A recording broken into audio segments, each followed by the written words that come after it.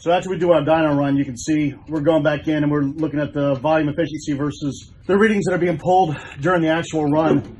And these are the offsets that the computer is recommending to trim or enrich the fuel to make the bike run to the AFR that we targeted based on the cubic inches and the upgrades on the bike.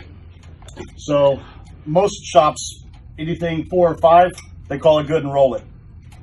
If it's anything more than a 2, we will continue to pull dynos and continue to do adjustments until we get it dialed in.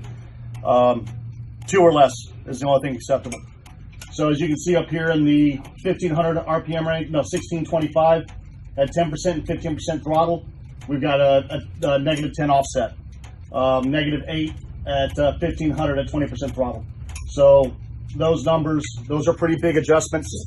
We're going to go in and I'm going to adjust those numbers correctly and bring and trim that fuel so that it runs a little bit better. Then over here at the at 3000 or 30% throttle at what's that? 1625 as well. We're running a little fat.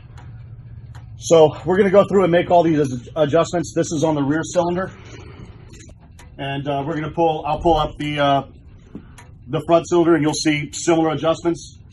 We do not tune a front jug to a rear jug. We won't just run and take these numbers and slam them into the rear jug because A, that's not a true tune.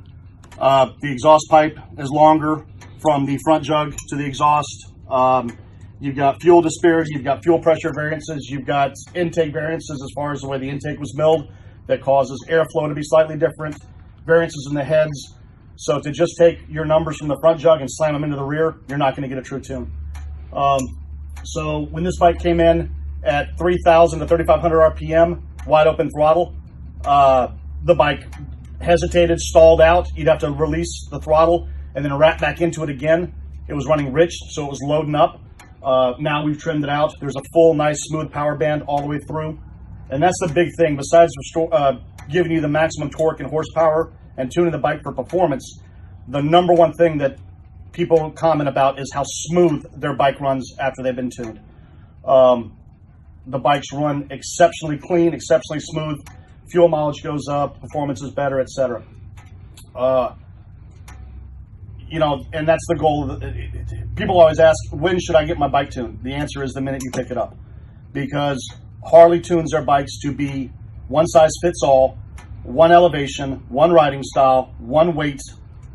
You're not the same. Obviously, I don't weigh what, you know, a 30-year-old woman weighs. Well, in East Texas, you never know.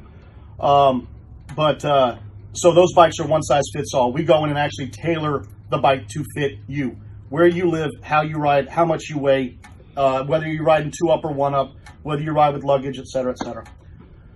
So this is going to give us the ability to give you the absolute best running bike you can possibly get, and make sure the bike is reliable, performs well, and is comfortable and enjoyable to ride. So we're going to wrap it up, and then we'll run one final dyno, and I'll show you what that looks like.